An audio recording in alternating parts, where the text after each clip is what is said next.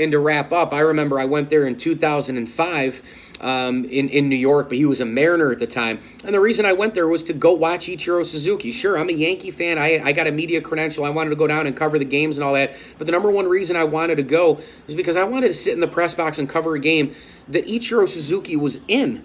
Yes, I've seen Derek Jeter play. I've seen all, the Dynasty Yankees play up to that point. The 96 to 01 Joe Torre Yankees. I'd seen them all play. I'd seen multiple. I saw Barry Bonds' 50th home run at Wrigley Field. I've seen so many other players. But I hadn't seen Ichiro, and I just felt that there was a real unique approach to Ichiro. I thought he was just some kind of odd, in a good way, unique, unbelievable baseball player that we'd never seen before. By the way, he could pretty much do anything he wanted with a baseball bat. Again, he wasn't a power guy, but most people will tell you that Ichiro Suzuki is a guy who could have hit 25, 30 home runs a year if he put his mind to it. He was that good, that talented, that committed, and that robotic, where he could have gone ahead and hit 30, 40 home runs a year.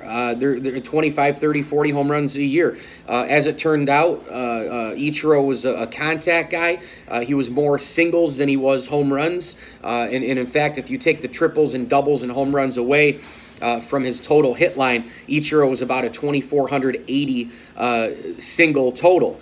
But that also means that he sprayed the ball all over the place and he was getting on base. And then once he was there, wreaking havoc, of course. He could do anything he wanted with the glove, and he could do anything he wanted with the bat. Ichiro Suzuki is an absolute marvel.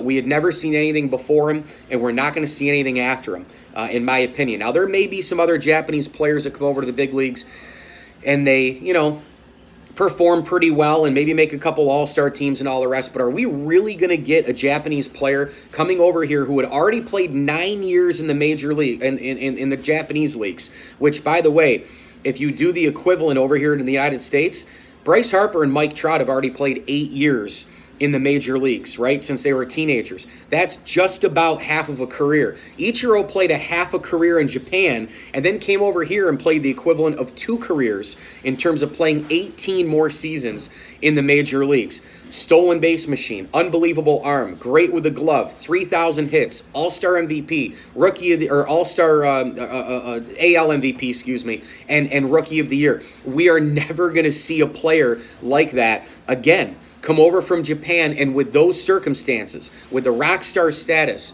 with the pressure on him in both leagues, both continents, all the rest, we're never going to see it like we're never going to see Ichiro ever again. And by the way, we're never going to see a player not only the magnitude, not only the pioneering, blazing, setting the trail for Japanese baseball in the 27 years and all the rest.